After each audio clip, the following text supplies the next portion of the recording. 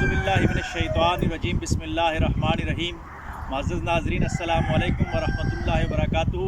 آج ہم کھجور کے درخت کے حوالے سے بات کریں گے۔ کھجور کا درخت جو ہے ہمارا مذہبی درخت ہے۔ اسلام میں کھجور کو بڑی اہمیت حاصل ہے۔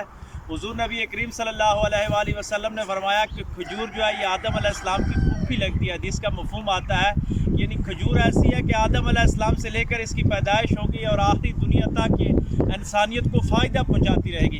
اور جدید میڈیکل سائنس بھی یہ بتا رہی ہے کہ کھجور میں جو غذائیت ہوتی ہے یہ غذائیت سے بھرپور ہوتی ہے۔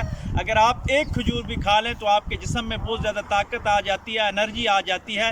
اسی لیے حضور نبی کریم صلی اللہ علیہ وآلہ وسلم کی سنت مبارکہ ہے کہ آپ رمضان کا روزہ کھجور سے افطار کیا کرتے تھے، اور کھجور کو صدقہ کرنا، کھجور کو لوگوں کو دینا۔ اور کھجور کے بارے میں اس حد تک آتا ہے کہ اگر کھجور آپ کے گھر میں ہو تو بعض حدیثوں کا مفاہیم ہے کہ اللہ تبارک و تعالیٰ اس گھر میں غربت کبھی نہیں لاتے جس گھر میں کھجور موجود ہوتی ہے۔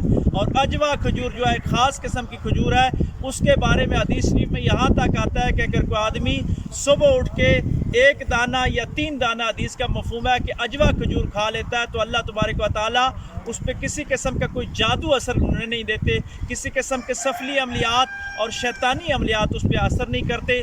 کھجور کا درخت لگائیے۔ پاکستان میں جہاں جہاں بھی گرم موسم ہے وہاں اگر کھجور آپ لگا سکتے ہیں تو کھجور کی شجرکاری کیجئے، کھجور لگائیے اور پاکستان تاکہ اتنی کھجور پیدا کرے کہ ہم دنیا کو بھی یہ دے سکیں، اور کھجور کا تحفہ لوگوں کو دیجئے۔